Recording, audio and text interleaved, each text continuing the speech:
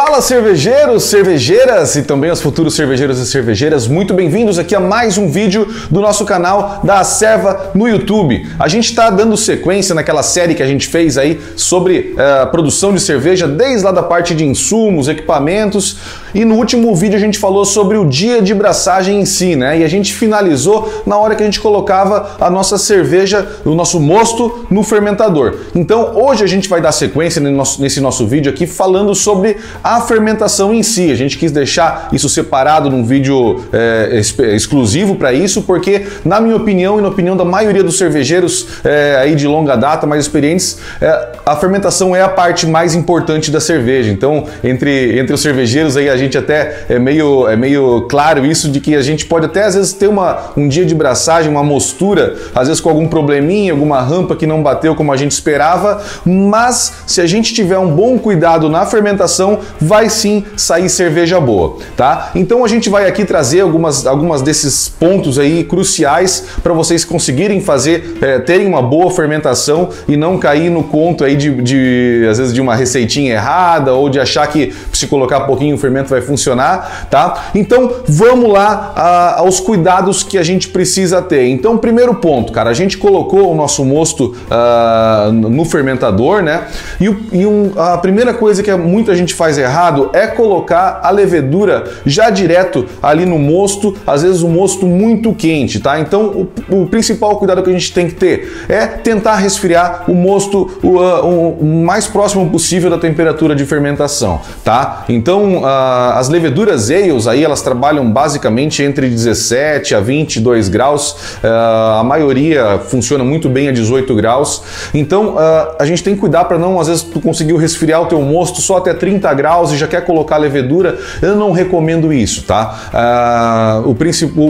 Vale muito mais a pena a gente colocar esse mosto, esse teu fermentador na geladeira, esperar ela dar uma resfriada para aí sim colocar a levedura para não ter problemas, tá? Outro ponto também, antes de colocar a levedura, né, tem aquele grande dilema aí, hidratar a levedura ou não hidratar a levedura. Então, o ideal, o que eu recomendo, o que eu sempre faço é hidratar a levedura sim. A gente tem algumas vantagens em hidratar a levedura ela vai conseguir, isso obviamente eu estou falando sobre a levedura de pacotinho, né, aquela levedura seca que é liofilizada.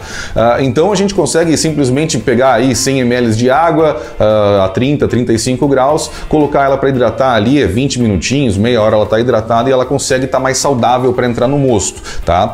Algumas marcas de fermento mais atualmente aí já estão falando que a gente não precisa fazer essa hidratação, que consegue ter também um bom resultado. A Fermentes é uma, a própria Mangrove Jacks também já autoriza, digamos assim, né, como uma boa prática a gente colocar a levedura direto no mosto, direto no fermentador. Mas tem que ter o cuidado de que não pode ser um mosto com uma OG muito alta, né, com uma densidade muito alta, porque senão aí a gente judia demais da levedura. Então aí mosto até 1050, 1055 fica bem legal se a gente pode colocar direto, mas se puder reidratar e tiver um tempinho, coloca no teu planejamento ali, não vai fazer mal nenhum e só vai fazer bem para tua levedura e a gente pode ter uma fermentação um pouco melhor nesse ponto, tá? Um segundo ponto muito importante aqui é sobre a quantidade de levedura, tá? Quantidade de levedura que a gente inocula, que a gente coloca no mosto, também é conhecido como pitching rate, que é justamente essa taxa de inóculo, né? A maioria das receitas fala em um pacote para 20 litros de mosto, tá? Isso não está errado, os fabricantes, na verdade, se a gente for ler lá nas fichas técnicas das leveduras, eles falam de fato que um pacote de levedura dá para fermentar de 10 a 20 litros. Então a gente, quando está usando um pacote para 20 litros, a gente está usando o mínimo que a fabricante recomenda.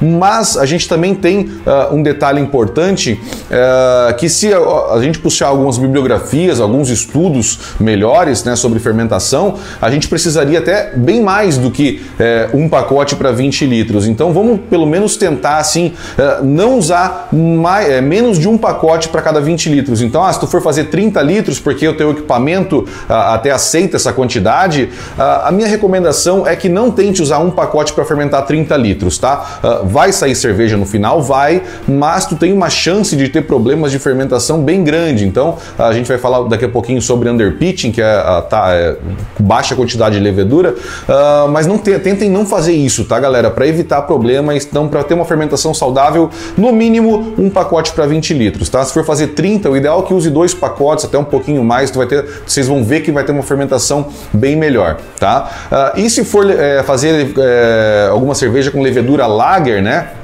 Aí a quantidade tem que ser dobrada, tá? A levedura lager trabalha numa faixa de temperatura mais baixa, né? A gente fermenta aí entre 8 a 12 graus, então a gente precisa de mais levedura para dar conta de ter uma fermentação saudável, principalmente porque as leveduras lagers normalmente produzem um pouco mais de sulfúrico, enxofre, de acetil, então para conseguir dar conta disso a gente precisa de bastante levedura. Esses são os principais problemas que a gente pode ter com a inoculação baixa, né? Então por isso que eu falei, não deixem de usar a quantidade ideal de levedura, tá? No mínimo, um pacotinho para 20 litros.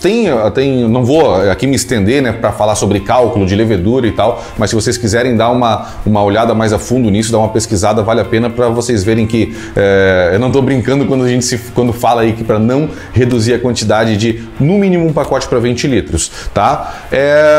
Outro ponto bem importante que a gente precisa, quando a gente vai falar sobre fermentação, é sobre controle de temperatura. E aí vem a clássica pergunta, né, principalmente de quem está começando: eu preciso mesmo ter uma geladeira para começar a fazer cerveja?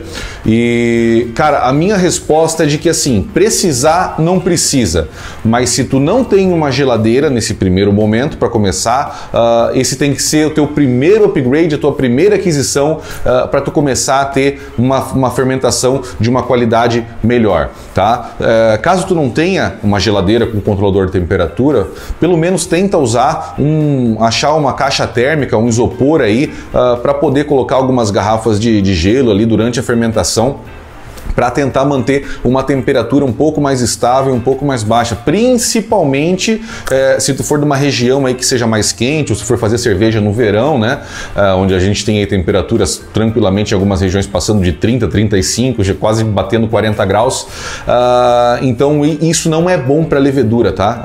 A gente tem o estresse da levedura que também vai gerar esses aromas ou flavors que eu comentei para vocês, então por isso que a importância, né, de a gente ter uma geladeira e um controlador, mas dá sim para fazer. Tem algumas leveduras que aceitam trabalhar em temperatura um pouco mais alta, então leveduras de levedura belga como a Saison, por exemplo, ela aceita trabalhar numa temperatura um pouco mais alta, produz boas cervejas. As próprias Kveik, né, que a gente tem, foi um achado aí que foi recuperado em questão de uns 3 anos atrás, começou a ter um boom grande, né, de Kveik. Hoje a gente tem algumas boas Kveiks no mercado já de fabricantes que dá para confiar, então vai ter cerveja boa no final. Então sim, só se atentar para esse ponto. Se não tiver uma geladeira, tenta trabalhar com alguns estilos de cerveja, né, com estilos de um tipo de levedura que aceitem essa maior variação de temperatura, ou trabalhar numa temperatura um pouco mais alta. Isso é bem importante, tá? Mas, por favor, vale a pena investir numa geladeira, num frigobar. Eu comecei a minha vida cervejeira usando um frigobar que eu comprei no OLX, bem baratinho, então não é um investimento caro, é só procurar, pode pegar usadinho mesmo, e vocês vão ver que a diferença de uma cerveja fermentada, né, com bom controle de temperatura, realmente é muito melhor. Até por conta de poder fazer o cold crash, né, que é a parte onde a gente vai falar sobre isso também no próximo vídeo, mas a gente precisa disso para poder decantar a levedura e tudo mais, então ajuda bastante. Beleza? Agora, galera, mais um ponto que é muito, muito importante, e aqui também tem muito erro e muita explosão de garrafa e muito problema de cerveja com residual, é o final da fermentação, tá? Muitas receitas que a gente compra ou pesquisa na internet vem escrito lá na parte de fermentação: fermente por 5 dias ou fermente por 4 dias, mature por 5, mais não sei quantos dias de cold. Enfim, isso não é regra, isso não deve ser seguido, tá? A fermentação, ela termina quando acaba, basicamente a gente pode falar assim. E o que eu quero dizer com isso? A fermentação, ela vai terminar quando acabam os açúcares, tá? Residuais, os açúcares que a levedura tem para consumir. Então a gente precisa deixar deixar a levedura terminar o trabalho dela. Enquanto tiver açúcar fermentável dentro do fermentador, a levedura vai trabalhar e ela precisa trabalhar para consumir isso tudo. A gente não pode, não deve interromper nunca, sob nenhuma hipótese, a fermentação da cerveja, tá? Existem, claro, alguns casos isolados, mas são, no geral, para quem está começando aí, a gente precisa deixar a fermentação terminar no tempo dela. Se a gente usa menos levedura, normalmente a gente tem uma fermentação um pouco mais lenta, mais estendida, então a gente não pode calcular que a fermentação de quem usou 3 pacotes para 20 litros vai acabar no mesmo tempo de quem usou um pacote para 30 litros, que é abaixo da quantidade ideal, como eu falei para vocês anteriormente, né? Então a gente precisa de ferramentas para poder medir isso, tá? E que ferramentas são essas? A gente tem o refratômetro, que é uma ferramenta que é onde a gente pinga, né? Até trouxe, eu tô com uma cerveja fermentando, eu trouxe uma amostrinha, então eu tenho uma amostrinha ali da cerveja que está fermentando, a gente usa uma pipeta para pegar uma amostrinha aqui e a gente vai pingar no refratômetro, tá? Isso a gente pode, a vantagem do refratômetro é que a gente pode medir várias vezes, porque usa algumas gotinhas só, então a gente não perde cerveja, mas a gente tem que fazer uma correção aqui, porque a gente já tem álcool sendo gerado na fermentação, mas funciona bem também. Isso não vamos estender aqui, né, como usar refratômetro, mas essa é uma das ferramentas para a gente poder medir. E a gente vai chegar no final, a gente sabe que a fermentação terminou quando a gente tira 2, 3 dias seguidos e a medida não muda mais. É sinal que não tem mais açúcar, a levedura parou de trabalhar e aí a gente tem a fermentação finalizada. O mais comum e que eu prefiro para usar para medir a fermentação é o densímetro, tá? Uma proveta e um densímetro. Eu também estou com essa cerveja fermentando. Anteontem eu coloquei ela 1055, agora ela está a 1040 mais ou menos, então a gente tira aqui 100 ml de cerveja e a gente consegue fazer a medição, ver a quantidade de açúcar e ir acompanhando, tá? Se vocês quiserem, quando uma técnica legal, deixar essa cerveja que está aqui no densímetro, coloca um papel alumínio aqui em cima agora e pode deixar fora da geladeira ou mesmo dentro da geladeira para acompanhar e acompanhando. Assim, vocês não precisam tirar todo dia, mas dá para ter uma ideia, né, de até que densidade a cerveja vai chegar, a cerveja que está dentro do fermentador. E vocês têm uma ideia mais ou menos de quando ela parou. Aqui normalmente termina um pouco mais cedo, porque é menos volume, mais rápido, mas é uma boa técnica. Mas nunca se interrompe uma fermentação antes da hora. Então tirem as medidas.